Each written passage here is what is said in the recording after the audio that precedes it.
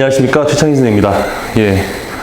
오늘 9월 모의고사 보셨죠? 예. 아마 이제 뭐 영상을 보는 시차가 조금 있을 테니까 뭐 오늘이 아니라 내일이 아니면 모레 이렇게 보는 친구도 있을 건데 지금 현재 시간은 모의고사 끝난 저녁 6시입니다. 낮에 이제 뭐 이것저것 이제 모의고사도 한번 풀어보고 그다음에 또 이제 아는 선생님들한테 전화를 좀 돌려서 이제 이번에 난이도가 어땠냐 이런 것도 서로 좀 정보도 공유하고 이제 그러고 난 다음에 이제 이 해설 강의를 이제 들어가는데 이게 이제 항상 그런 건 있어요. 그러니까 이제 선생님들끼리 하는 얘기는 사실은 여러분 기준에 맞춰서 이게 어쨌든 해석을 해서 뭐 아이들은 이렇게 해서 좀 이게 어려웠을 거다, 저기서 저렇게 어려웠을 거다 이런 얘기를 하는데 기본적으로 난이도는 대부분 다 쉽게 느껴집니다. 이제 이건 두 가지 이유가 있는데 첫 번째는 이 시험이 정말 쉬워서, 그러니까 이를테면 다른 비교군 작년 9월, 올해 6월, 작년 수능, 재작년 수능 이런 거에 다른 비교군과 비교해 봤을 때 좀 이렇게 그 난이도가 낮다. 뭐 이런 것도 하나가 있고 또 하나가 선생님들 입장에서는 사실은 국어 시험이라는 게 별로 어렵지 않아. 그러니까 내가 매번 수업 시간에 그런 얘기 했죠. 선생님 이번 시험 어땠어요? 얘들아, 난 항상 쉽단다. 무슨 말인지 이해돼? 난 항상 쉬운데 네 입장에서 생각해 보려니까 아 얘가 이런 건 좀 어려워하지 않았을까? 저런 건 좀 어려워하지 않았을까? 이런저런 생각들을 하게 돼서 이제 그렇게 해서 얘기가 나가는 거지 실제로 그렇게 어렵지 않습니다. 그러니까 이건 바꿔 얘기하면 여러분도 그렇게 될 수 있어요. 그러니까 어떻게 지금 준비하느냐에 따라서 이제 많은 것들이 바뀔 텐데 올해 9월 모의평가는 사실 이 코로나 전국에서 문제를 더 이상 어렵게 낼 수 없다는 어떤 교육부 평가원의 어떤 간절한 어떤 마음, 생각 이런 것들이 어느 정도 일정 정도 반영되어 있지 않나? 이런 생각이 듭니다. 그러니까 무슨 말이냐면 기존에 비해서 문제 유형이 새로워진 것도 없고요. 오히려 이전에 그러니까 지금 이제 최근에 나왔던 그런 흐름이 아니라 약간 물수능과 불수능의 경계 지점에 있던 2015년, 16년, 17년의 느낌이 좀 난달까? 그러니까 너무 어렵지는 않대. 그렇다고 또 너무 쉽게 돼가지고 물수능 만들면 또 안 되니까 적당히 난이도를 조절하려고 이런저런 요소들을 배치한. 그런데 그렇다고 해서 너무 까다롭냐? 최근의 흐름에 맞춰 생각해보면 그렇게 까다로운 것은 아닌 그런 시험을 이번에 준비했다. 그래서 아직은 지금 등급컷이 확정되어 있지 않은 상태라 아마 지금 이 해설 강의를 찍고 있는 동안 EBS나 등등등의 이제 업체들에서 이제 그 예상 등급컷을 이제 발표를 할 건데 그냥 제 예상에는 여기는 이 시험이 그래도 그러니까 예년 같으면 90한 4, 5 정도는 나와야 될 시험이지 않을까? 이런 생각이 듭니다. 그런데 아마 지금 공부도 좀 덜 돼 있을 거고 이 코로나 때문에 원체 지금 정신이 없고요. 게다가 사실은 이 코로나 전국에 이제 전국에 있는 거의 대부분의 수험생 분들이 시험을 볼 수 있는 곳마저도 지금 제대로 찾지를 못해서 그러니까 뭐 기숙학원은 기숙학원대로 뭐 우리 지금 뭐 한 해 만에 그것 때문에 들어오고 나가고 이런 과정에서 못했지. 또 시내에 있는 종합반도 마찬가지고 그래. 재학생도 지금 확진자가 나온 동네의 학교나 등등등은 또 휴교한 상태라 오프라인으로 지금 시험을 보지 못하고 온라인으로 시험 보니까 이게 과연 적절한 시험인가에 대한 의문성은 들어요. 그러니까 여기는 이 성적이 진짜 실제 수능에서 벌어질 성적과 가까우냐 그건 좀 의문이 있다 이겁니다. 그래서 남은 80일 동안 여러분들이 잘 어떻게 준비하느냐 어떻게 잘 준비하느냐에 따라서 이런저런 많은 것들이 바뀔 테니까 좀 준비 열심히 해주시고 이번 시험을 가지고 나는 이번 시험에 망쳤으니까 다음 수능도 못 볼 거야 아니면 나는 이번 시험을 잘 봤으니까 수능은 반드시 잘 볼 거야 이런 일반화는 하면 안 돼. 그냥 이렇게 문제가 나올 거니 나는 어떻게 대처했어야 되고 이런 문제가 나왔으니 다음에 어떻게 처리를 해야 되겠다 하는 정도로만 여러분이 생각하시면서 전략과 전술을 짤 수 있는 그런 시험 되었으면 좋겠습니다. 자, 그러면 오늘은 일단 모두 3개로 준비했어요. 영상이. 화작문이 일단 하나가 있고요. 그 다음에 화작문 끝나고 나면 바로 이어서 문학을 따로 할 거고요. 그 다음에 독서를 할 겁니다. 모두 3회로 이루어져 있는데 문제 난이도상 시간이 그렇게 오래 걸릴 것 같지는 않아. 대신에 이제 내가 해주는 해설 강의 전에 6월 평가원 해설 강의 들었으면 알겠지만 여기서 얘가 정답이 몇 번이야가 중요한 게 아니라 다음번에 우리가 이런 문제가 나오면 어떻게 풀면 좋을 건가 하는 거 위주로 설명할 테니까 열심히 받아 적고 열심히 정리하신 다음에 반드시 복습해 주시기 바랍니다. 이해가 됐죠? 자, 그럼 한번 시작해 봅시다. 먼저 화작문입니다. 자, 첫 번째 화작문 세트는 매번 보던 그 문제 유형. 발표, 연설 이런 거 나오는데 항상 보던 그 유형이야. 자, 요거 다시 한번 차근차근 정리해 볼 테니까 한번 잘 봐. 차근차근 정리해 볼 테니까. 화작문은 내가 뭐라고 말씀드렸냐면, 화작문은 여기는 이 지문의 내용을 그냥 단순히 읽는 게 중요한 게 아니라, 무슨 말이냐면 1번부터 3번까지 읽고 난 다음에 그 뒤에 1번 문제부터 차례대로 문제를 풀기 시작하면 반드시 여기는 이 문제, 차례대로 문제를 풀게 되니까 지문을 여러 번 읽게 된다고. 내가 몇 번이나 얘기했잖아. 화법과 작문은 시간을 단축해야 되는데 그 시간 단축의 가장 좋은 방법은 여기는 이거를 차례대로 그냥 문제를 풀자 무작정 풀지 말고 뭔가 효율적으로 문제를 풀어보자. 바로 이게 중요하다고 말씀드렸습니다. 자, 그럼 이제 이걸 어떻게 효율적으로 푸느냐. 자, 다시 한번 더 우리 한번 정리 한번 해볼게. 일단 화작은, 화법과 작문은 내가 뭐라 그랬냐면, 자, 한번 떠올려 볼게요. 화법과 작문은 항상 문제부터 먼저 확인한다. 문제부터 먼저 확인하라고 말씀을 드렸어. 그래서 여기는 이 지문을 다 읽고 난 다음에 문제 1, 2, 3번을 푸는 게 아니라 문제부터 먼저 확인하고 몇 번부터 먼저 풀 건가에 대한 순서를 여러분이 바꿀 수 있어야 돼. 다시 한번 더. 이렇게 문제부터 확인해서 문제의 순서를 조정해야 됩니다. 알겠죠? 문제의 순서를 조정해야 돼. 그래서 항상 차례대로 1번부터 푸는 게 아니라 이 중에서 반드시 내용을 물어보는 문제부터 먼저 해결한다. 그러면 1번, 2번, 3번인데 이 중에서 여러분은 몇 번부터 푸셔야 되냐면 무조건 2번 문제부터 먼저 풀어야 되는 거야. 그러니까 이거 어떻게 해야 되냐면 봐라.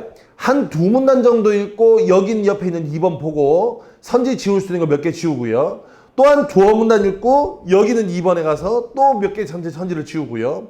그러면 또 두어 문단 읽고 2번 가서 몇 개 선지를 지워. 그러면서 여기는 이 2번 문제를 풀고 그리고 지문에다가 이런저런 표시를 해두자. 그래서 여기는 첫 문단부터 이런저런 표시를 해서 여기는 1번 문제를 풀면 된다. 이해가 됐어? 자, 그러면 여기서 이런저런 표시는 어떻게 하냐면, 자, 1번 문제를 위한 방법이야.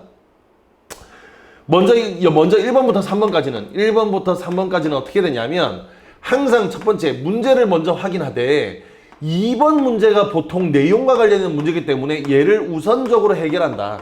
우선적으로 지문을 읽으면서 동시에 해결한다. 다만 1번 문제를 위해서 우리가 미리 읽으면서 미리 표시를 해둬야 될 구간이 있는데 어디다가 표시를 해야 되냐면 첫 번째, 이렇게 괄호 쳐져 있는 게 나오면 거기다 밑줄로 표시하자. 기억나죠? 그죠? 그 다음 두 번째 물음표, 느낌표, 따옴표 등이 나오면 거기다 표시하자. 그 다음 세 번째 자료가 제시되어 있으면 자료의 출처나 혹은 여기에 나오는 구체적인 수치 등 이런 것들 표시하자. 이해됐죠? 이런 것들 표시하자.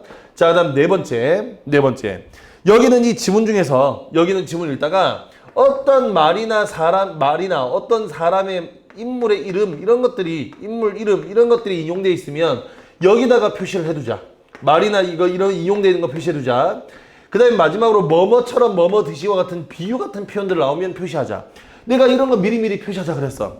그래서 화작은 이런 것들을 미리 표시해놔야 문제 풀기가 쉬워지는 거야. 이해가 됐어? 자, 한번 가볼게. 2번 문제 갑니다. 다음은 발표를 하기 위해 작성한 메모와 발표 계획이다. 발표 내용에 반영되지 않은 것은? 자, 그럼 읽어볼게. 첫 문단부터. 떫은 맛이 어떤 느낌인지 모르는 사람은 없을 것입니다. 그런데 그 맛이 어떻게 해서 느껴지는지, 떫은 맛이 나는 식품이 몸에 어떤 영향을 주는지 대해서는 잘 모르는 것 같습니다. 그래서 여러분에게 떫은 맛에 대해 알려드리려고 합니다. 과학 시간에 단맛, 짠맛, 신맛 등과 같은 기본적인 맛이 혀의 미각세포를 통해 느껴진다고 배운 적이 있는데 기억하시나요? 자, 과학 시간에 밑줄 기억하시나요? 물음표에다 동그라미. 대답을 듣고 밑줄. 다들 잘 알고 있으시네요. 그런데 떫은 맛은 입속 점막과 같은 피부 조직이 자극을 받아 느껴지는 촉각에 해당이 돼요. 그러니까 미각이 아니라 얘는 촉각이라고. 떫은 맛을 내는 성분은 입안에서 혀 점막의 단백질과 결합합니다. 이 과정에서 만들어진 물질이 혀의 점막을 자극하죠. 이 자극 때문에 우리는 입안이 텁텁하다고 느낍니다. 그 텁텁한 느낌을 떫은 맛이라고 하는 거죠. 자, 두 번째 문단까지 봤어? 자, 그럼 그대로 2번 봐봐. 그러면 그대로 2번 가가지고 1번. 청중은 떫은 맛의 느낌을 알지만 떫은 맛과 관련된 지식은 부족할 거다. 그래서 정보를 제공하는 것이 발표의 목적을 밝혀야지 해서 맞는 말이죠. 그럼 1번 지우고 2번. 청중은 기본적인 맛은 미각세포를 통해 느낀다는 걸 배운 적이 있어. 그런데 기본적인 것과 떫은 맛이 느껴지는 감각의 차이는 있는 거였지. 그게 두 번째 문단 내용이었으니까 맞는 말이죠. 그럼 2번도 지워. 자, 그 다음 3번 갑니다. 3번의 감의 탄닌? 아직 탄닌은 나오지 않았네? 그럼 여기서 스톱. 자, 그러면서 그 다음 문단 읽어볼게. 지금 어떻게 하는지 알겠죠? 내가 실전이었으면 나는 이렇게 풀었을 거다 하는 거야, 얘들아. 자, 갑니다. 사진을 보여주면 밑줄. 이것은 감의 단면입니다. 과육 사이에 보이는 작고 점은 검은 점들을 보이신 적 있으시죠? 자, 물음표 동그라미. 대답을 듣고 밑줄. 네, 다들 본 적이 있는 이 점들이 떫은 맛을 내는 성분 중에 하나인 탄닌입니다. 덜 익은 감의 탄닌은 침에 녹는 성질이 있어 떫은 맛을 느끼게 해요. 하지만 감이 익어가면서 탄닌이 침에 녹지 않은 성질로 변하기 때문에 잘 익은 감에서는 떫은 맛이 느껴지지 않습니다. 그러면 여기서 보여주는 사진이란 것은 뭐야? 결국 탄닌이 어떻게 생겼냐에 대한 사진이잖아. 그런데 이번에 3번 보세요. 여기서 탄닌이 떫은 맛을 낸다는 걸 보여주기 위해서 여기는 시각자료를 보여줬다는 그 시각자료가 여기서 탄닌이 들어있는 감의 모습을 보여준 거지. 다양한 성분을 분석한 자료를 보여준 게 아니지. 여기서 보여준 사진이란 건 그게 아니었잖아. 그냥 감의 모습 아니요. 그래서 2번의 정답은 3번이야. 이해가 됐어? 2번의 정답은 3번이야. 자, 그 다음 이어갈게. 그 다음에 이어서. 그럼 2번, 3번 했고 그냥 갑니다. 떫은 맛이 나는 식품을 적당히 먹으면 건강에 도움이 됩니다. 땡땡 연구소에 따르면 거다 밑줄. 떫은 맛을 내는 탄닌이 들어있는 감과 녹차는 당뇨와 고혈압 등을 개선하는 기능이 있다고 합니다. 다만 떫은 맛이 나는 식품을 많이 섭취하면 입이 마르고 대장에서 수분 흡수율이 지나치게 높아서 속이 불편할 수 있으니 적당히 섭취하는 게 좋습니다. 떫은 맛을 꺼리는 사람도 있지만 떫은 맛은 다른 맛과 혼합해 독특한 풍미를 형성하기도 합니다. 그 풍미 때문에 녹차나 홍차를 즐기는 사람도 많은데요. 발표를 준비하면서 우리 주변에 떫은 맛이 나는 식품이 많다는 것을 알게 되었습니다.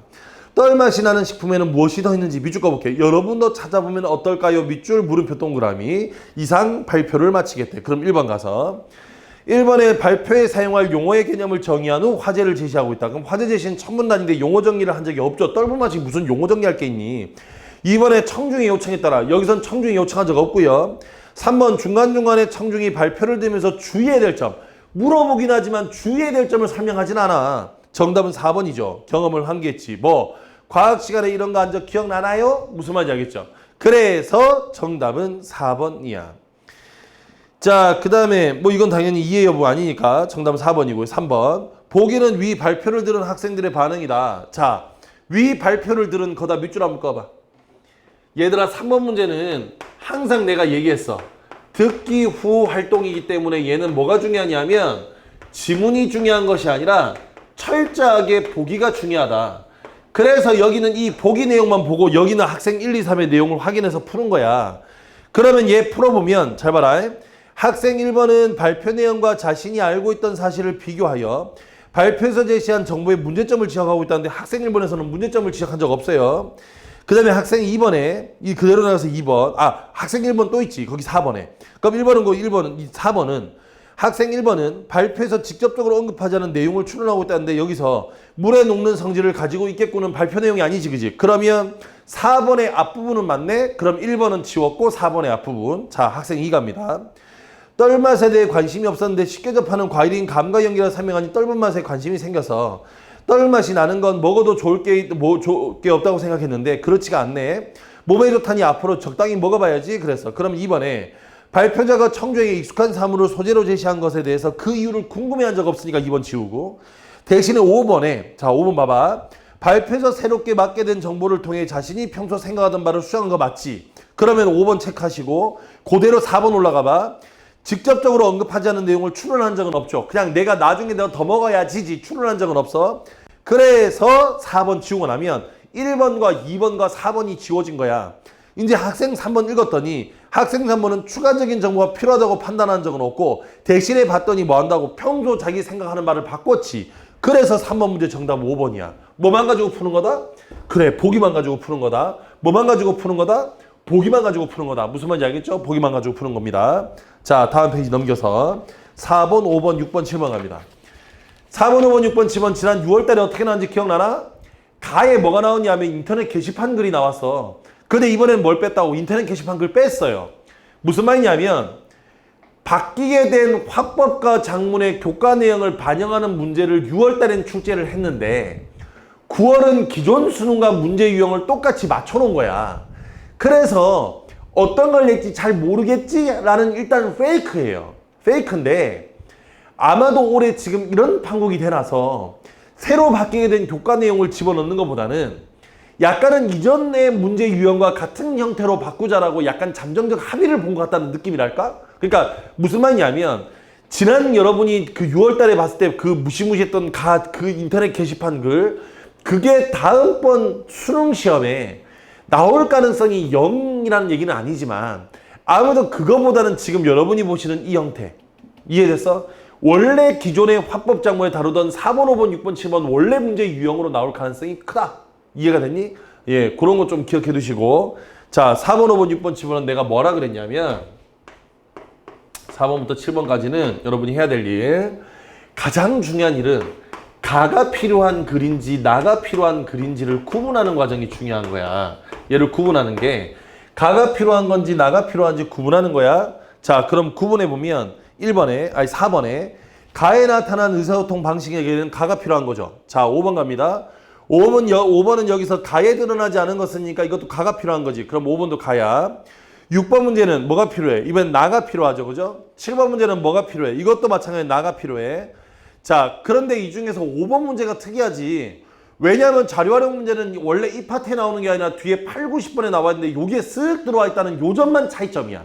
그러니까 이전 문제 유형과 달라진 점은 5번 문제의 자료 활용 문제가 뒤에 나와야 될 게 앞으로 나왔다밖에 차이가 없어.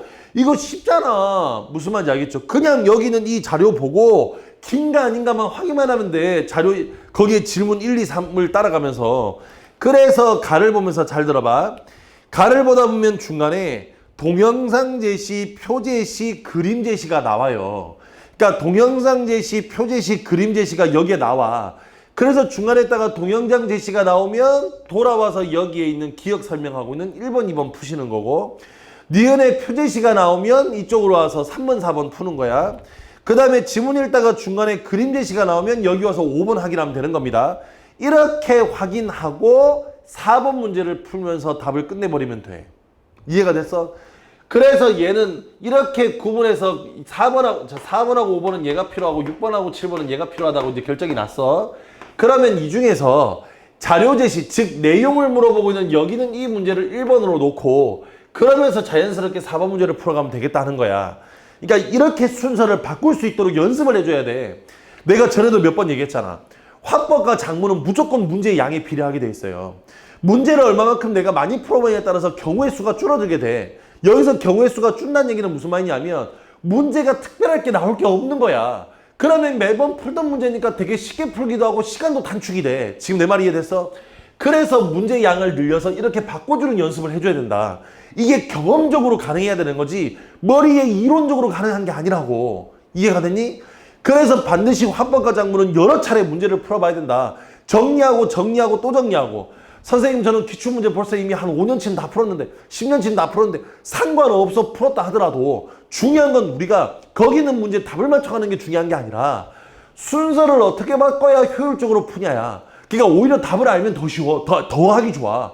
답은 이건데 이 답을 찾기 위해서 요 문제보다는 요 문제를 먼저 풀어야 되냐 나중에 풀어야 되냐 아니면 여기는 이 문제 답의 근거가 이건데 이걸 하기 위해서 얘를 좀 더 이따가 풀어야 되냐 아니면 문제를 이 지문하고 상관없이 풀어야 되는 거냐 이런 등등등의 방법이 오히려 풀었던 기출문제를 통해서 연습하는 게 더 좋아요. 그래서 다시 한 번 더 말씀드립니다. 화법하고 작문은 남은 기간 동안 문제를 많이 풀어보세요. 지금 여기는 이 화작에서 틀렸다. 이거 진짜 문제가 있는 거야. 왜?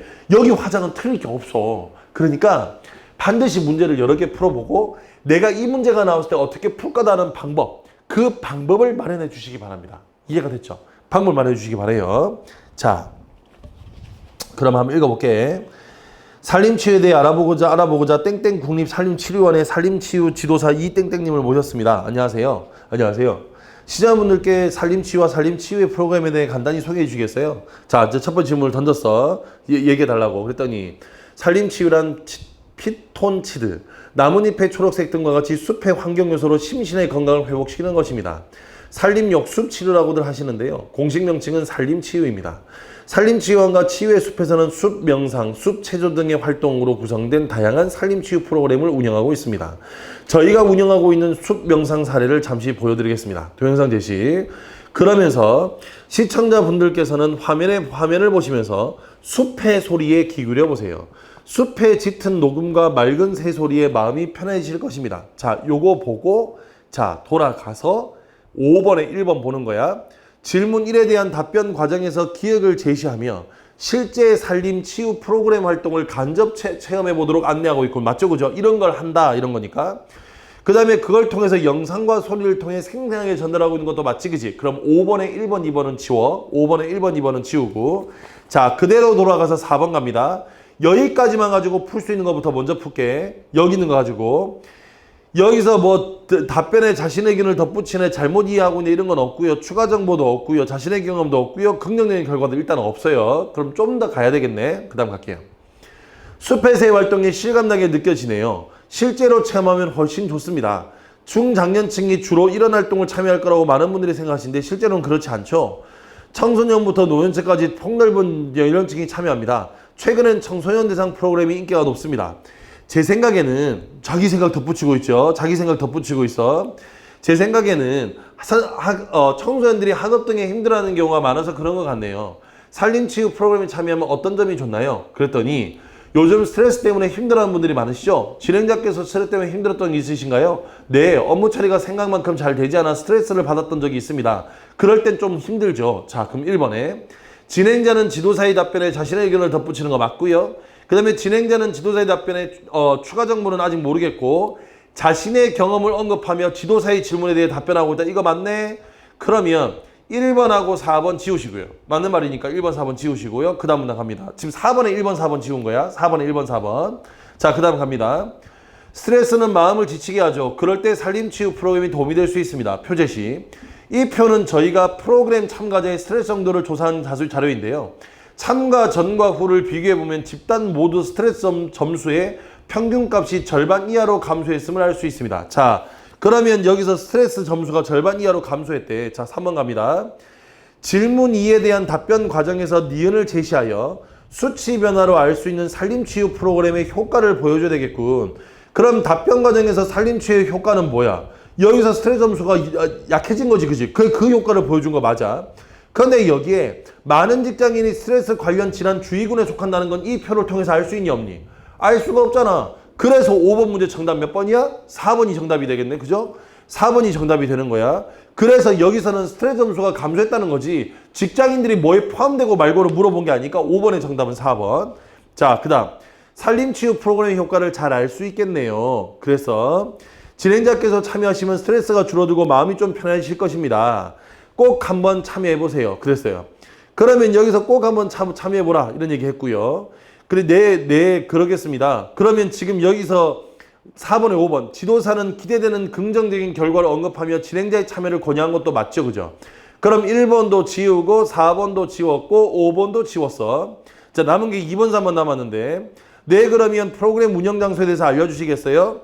자, 그러면서 막 얘기를 했더니 말씀하신 참가 시장은 어떻게 할 수 있냐요? 계속 막다고 추가 정보를 요구하는 질문을 하고 있지, 그지? 그래서 3번은 맞고 2번이 정답인 거야. 여기서 잘못 이해하고 질문한 내용을 바로잡고 있는 적은 없습니다. 그죠? 그래서 4번의 정답은 2번. 됐어? 그러면 이렇게 하고 4번, 5번을 다 풀었어. 가를 읽음과 동시에. 얘기했잖아. 지문 읽기와 동시에 몇 문제를 풀어버리면 문제가 되게 쉬워집니다. 알겠죠? 그래서 지문 읽으면서 이렇게 두어 문제를 풀고는 벌써 두 문제 풀었잖아. 그러면 이제 뭐 하면 되겠니? 나를 읽으면서 여기에 두 문제를 해결하면 돼. 나를 읽으면서. 자, 그러면 여기서 나는 6번 문제가 포인트야. 7번은 차고 넣기니까. 그러면 읽으면서 한 두어 문단 읽고 6번에서 선지 몇 개 지우고 또 두어 문단 읽고 6번에서 선지 몇 개 지우면 돼. 자, 그렇게 해서 문제를 풀면 정답이 몇 번이 나온다? 4번이 나와. 이건 너무 쉬우니까 그냥 갈게요.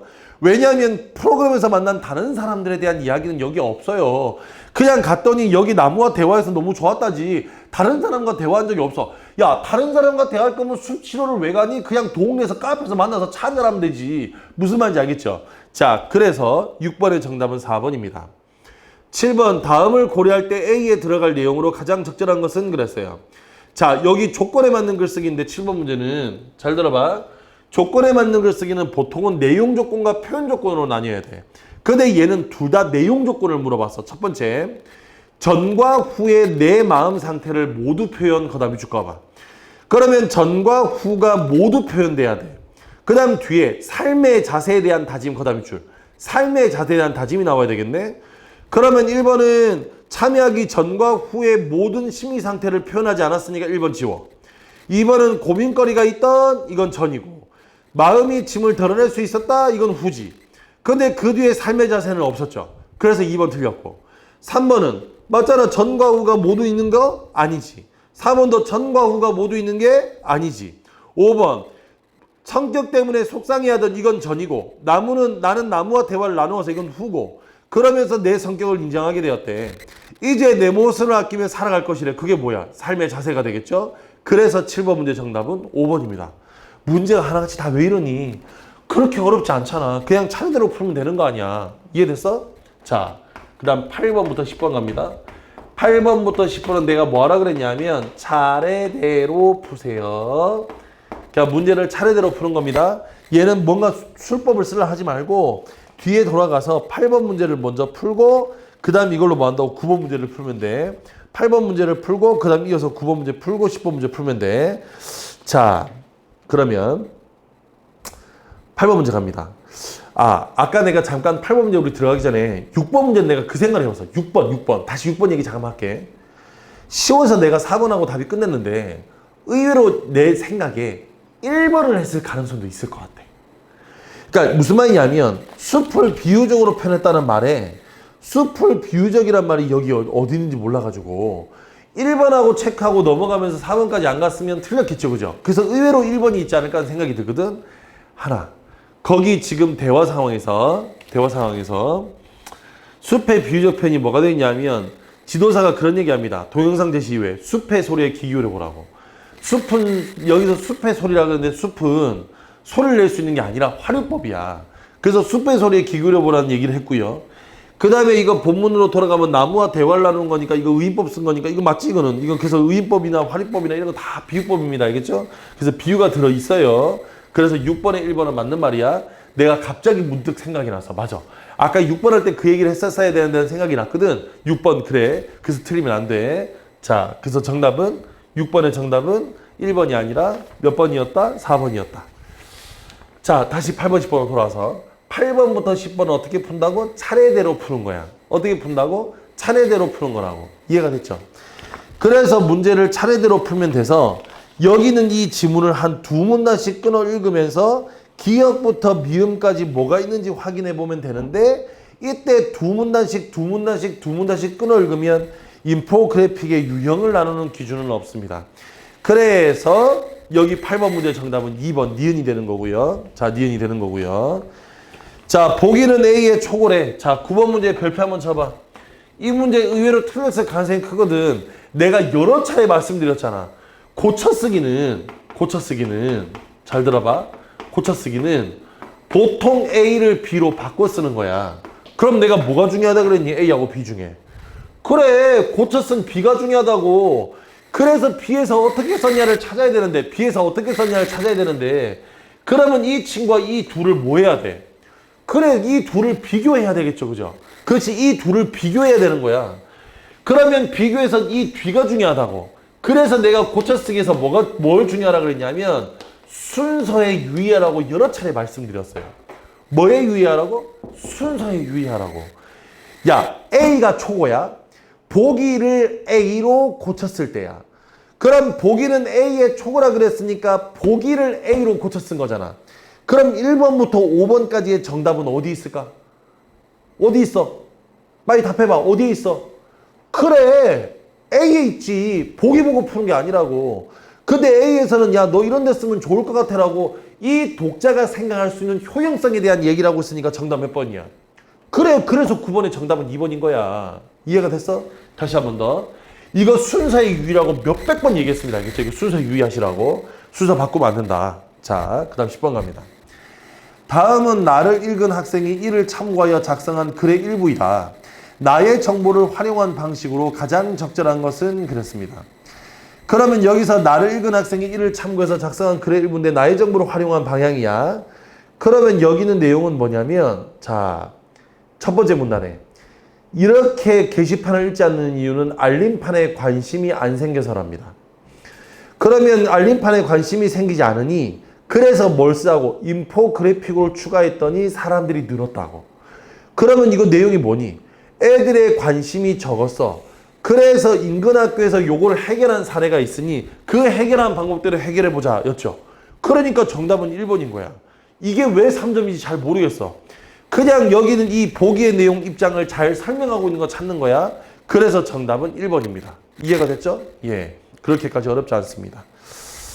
자, 그 다음에 이제 문법으로 한번 가볼까? 자, 문법은 제가 11번 문제는 벌써 이미 일찌감치 수능 완성 수업을 할 때 제가 예언해 드렸어요. 올해 나오거나 아니면 안 나오거나. 그러니까 안 나온다는 말이 영원히. 올해 나오거나 아니면 영원히 안 나오거나. 둘 중에 하나라 그랬어. 그러니까 올해 나오거나 안 나오거나인데 올해 나오는 게 하필이면 수능 시험이 아니라 이때 나와서 좀 아쉽다. 지금 여기는 이거 반모음 참 이게 우리 저 수능 완성 어디냐면 유연편에서 내가 설명을 했어요. 이게 무슨 말이냐면 축약으로 볼 건가 지금 여기는 이 15번 문제가 축약으로 볼 건가 아니면 교체로 볼 건가에 대한 논란이 있다. 그래서 올해 이전의 교과서 작년까지의 교과서는 이 모든 걸 축약으로 배웠지만 올해부터는 지금 이 현상을 교체로 보는 경향이 있다. 그래서 이거 반모음 교체 이야기하는 거잖아. 이해가 됐어? 반모음 교체 이야기하는 거잖아. 반모음으로 교체가 되면서 뒤에 있는 단모음이 결합되면서 그러니까 이게 무슨 말이냐면 똑같은데 이런 거야. 이런 거야. 보이다라는 말에다가 어를 더했어. 그래서 보여가 됐는데 자 이렇게 보여가 되는 과정에서 봐라. 이거 단모음이지. 이거 단모음이지. 그럼 단모음과 단모음이 결합해서 이중모음이 됐는데 단모음 더하기 단모음이는 이중모음이 없어요. 이중모음의 개념은 반모음 플러스 단모음이야. 그러므로 여기는 이 이가 요렇게 결합이 돼서 여가 된 거냐. 그러면 여가 되는 과정에서 얘가 어쩔 수 없이 반모음으로 발음할 수밖에 없었냐. 이거나 아니면 여기는 이 친구 이게 1번이야. 아니면 여기는 이 친구가 일단 반모음으로 교체가 된 다음에 반모음으로 교체가 되니 자연스럽게 얘랑 결합돼서 이렇게 되느냐. 이게 2번이야. 그러니까 축약으로 보는 개념은 그냥 더해진 거고 여기서 교체로 보는 건 얘가 일로 변하는 과정이 있는 거예요. 지금 얘는 일로 변하는 과정에 대한 얘기인 거야. 근데 실제로 이제 이걸 이론적으로 물어봤다기보다는 여기서 반모음 첨가한 거 찾으라는데 자 1번 한번 가볼게. 자 1번 뛰다라는 말에다가 뭘 붙였냐 하면 어를 붙여서 니라는 말에 어를 붙여서 뛰여가 됐어. 그럼 얘들아 글자 수는 준 게 있어 없어? 없어. 얘는 축약이 일어나지 않았어. 얘는 봐봐. 여기는 이 친구가 여가 되려면 이하고 어가 더해져서 여가 되는 겁니다. 이해가 됐죠? 그러면 아까 얘기했잖아. 지금 여기는 이하고 어가 더해져야 되는데 여기 이가 있잖아. 그러니까 더해진 게 아니지. 더해진 게 아니라 얘가 단독으로 이렇게 바뀐 거잖아. 그러면 어가 여가 반독으로 되려면 얘는 뭐 해야 돼? 그래. 반모음을 첨가했어야지. 그래서 얘는 반모음 첨가라서 정답 아니야. 우린 반모음 교체 찾는 거니까. 자, 그 다음 2번 갑니다. 2번에 차도인데 차다에다가 플러스 아도를 더해서 차도가 됐어. 그러면 여기 차도가 돼야 되는데 차도가 됐어. 그러면 이거는 얘하고 얘 둘 중에 하나가 뭐 한 거? 그래, 결합한 게 아니라 얘는 탈락이다. 그래서 얘는 동음이 탈락한 거야. 비슷한 음이 탈락해버린 거야. 그래서 2번도 안 돼. 자, 그 다음 3번 갑니다. 3번에 잠그다에다 R을 더했어요. 이렇게 잠그다에다 플러스 R을 더했더니 잠가가 됐어. 그럼 여기는 그대로 보면 뭐가 빠진 거? 그래, 의가 빠진 거네. 그래서 이 친구는 의 탈락이 됩니다. 그렇죠? 의 탈락이 됩니다. 자, 그 다음 네 번째 갑니다. 견디다에다 어에서 견디가 됐어. 견디다에다가 플러스 어에서 견디가 됐어. 그럼 얘는 확실하네. 왜?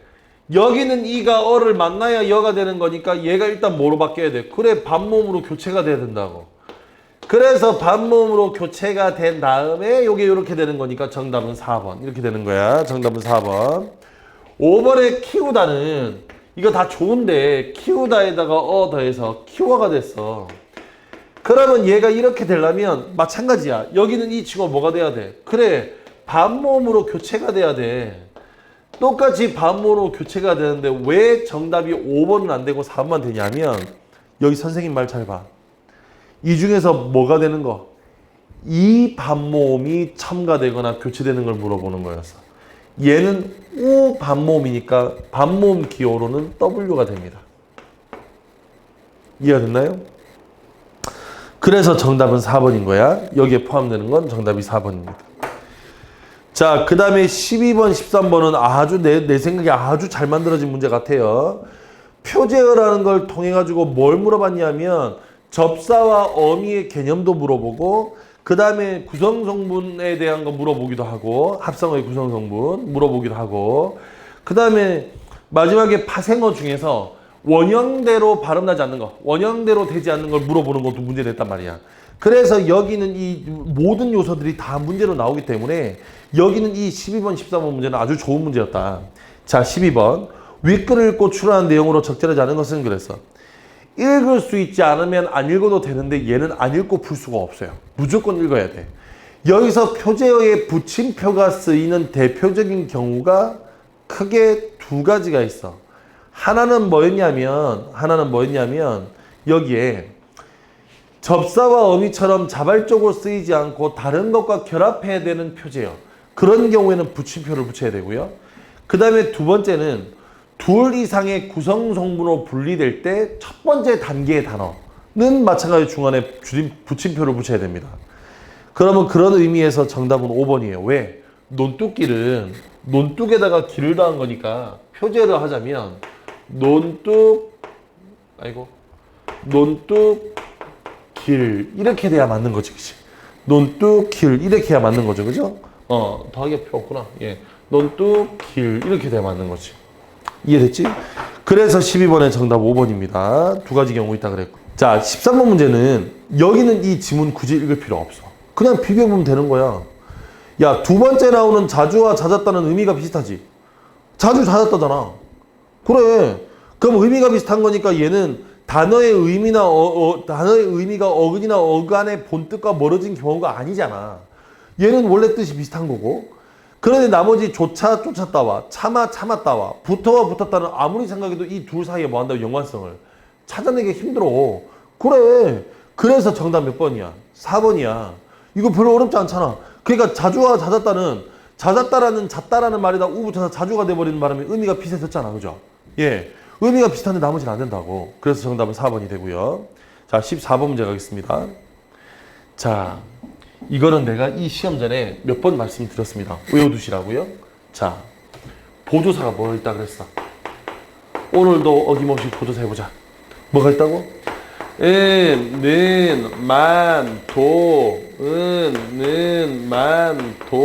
부터까지요. 이거 외우라고.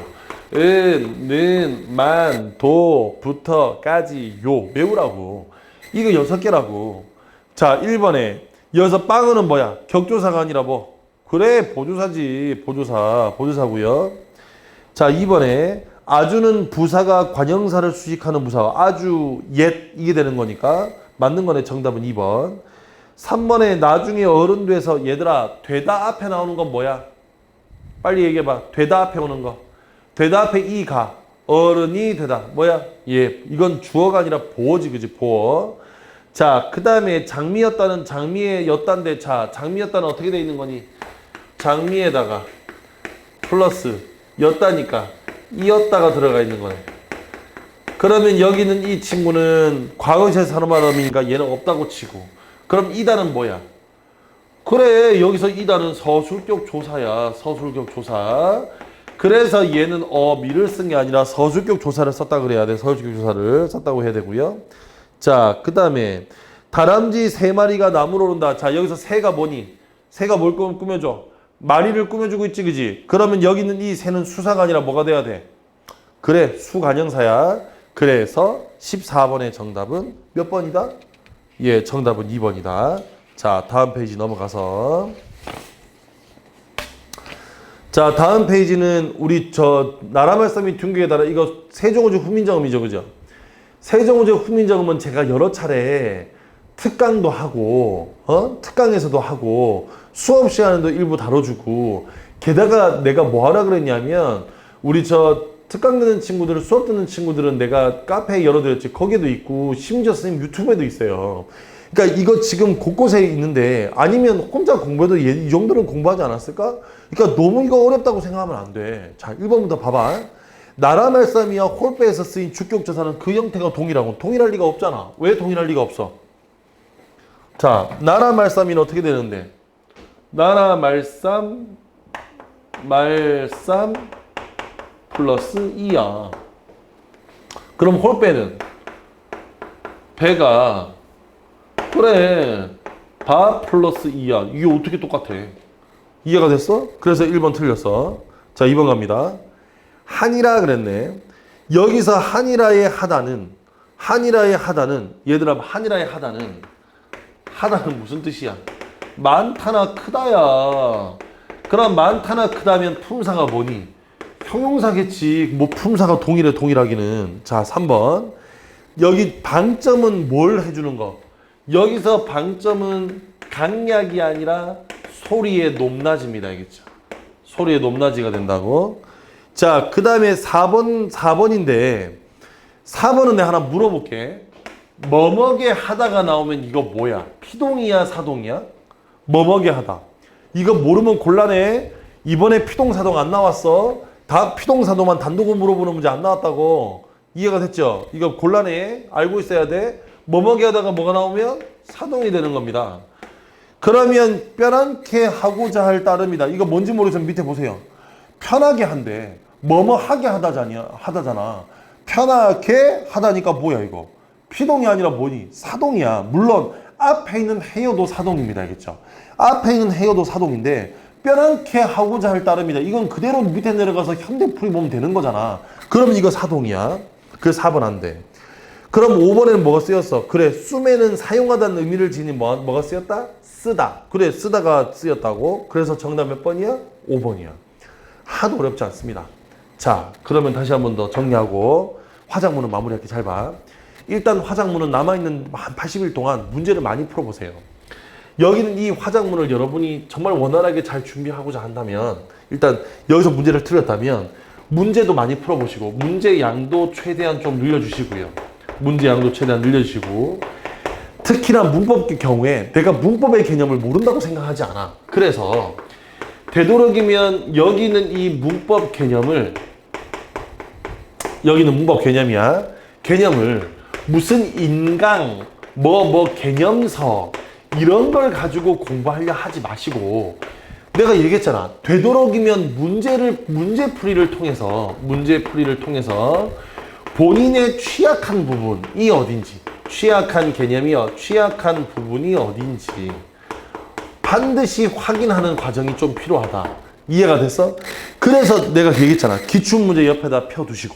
이해가 됐죠? 기출문제 옆에다 펴두시고 그 다음에 문제를 앞에서부터 차근차근 문제를 풀다가 필요한 부분들이 내가 하다가 내가 잘 몰랐어. 그런 부분은 밑에다가 정리하라고. 개념서를 따로 볼 게 아니라 취약한 부분을 확인하면서 내가 빠진 개념이 무엇인가, 빠진 개념을 확인하는 과정이 필요하다.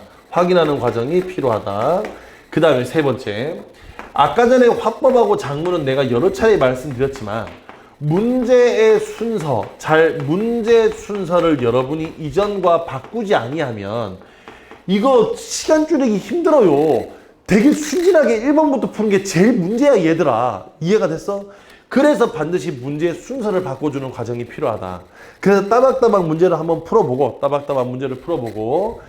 아까 말씀드렸던 것처럼 여기는 요 필요했던 개념들 뭐가 빠졌는지 어떤 문제 중에 빠졌는지 확인해 보시고요. 그 다음에 또 하나 더.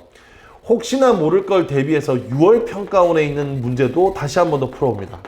이 6월 평가원 문제 중에서 여러분이 주목해야 될 문제가 몇 번이냐면 제가 전에도 얘기했어요. 4번과 8번입니다. 알겠죠? 이 4번과 8번 문제 유형은 여러분 따로 나름대로 기억을 해 두셔야 됩니다. 이번엔 나오지 않은 유형이야. 이게 4번이 뭐였냐면 그래 그거 가에 저 게시판 글 들어가 있는 거 그 개념 물어보는 문제 요거 따로 기억해 두시고 8번이 뭐냐면 자료의 적합성 유무 따지는 문제입니다. 요거는 따로 여러분이 공부해 두시면 좋겠고요. 그 다음에 한 가지 여기는 이 화작에서 내가 가장 우려스러운 게 하나가 있어. 이 화작 파트에서 가장 문제가 어려운 문제가 뭐냐면 바로 그 글의 내용을 비판하기입니다. 그래서 비판하기 문제 유형, 비판하기와 관련된 혹은 반박하기, 반론하기, 요거 보통 8번, 9번, 10번에서 9번이나 10번 문제쯤 나오죠. 그죠? 기억나시죠? 9번, 10번쯤에 나오는. 그래서 반박하기, 반론하기, 요거 잘 기억해 두시기 바랍니다. 얘는 어떻게 푸는 거냐면 A가 B를 반박한다고 할 때 적절한 걸 찾으라 그러면 반박하고 있는 주체가 중요하다. 그래서 아까 전에 앞에 뭐하고 달라? 그래 고쳐쓰기하고 반대인 거야. 이해가 됐죠? 그래서 요거 따로 이렇게 기억해 두시고 요렇게 정리해 두셨으면 좋겠습니다. 이번 9월 평가원. 자, 그러면 지금 일단 문법까지는 다 끝냈고요. 잠깐 쉬었다가 다음 영상 다시 올라갈 건데 그 다음 영상은 문학 할 겁니다.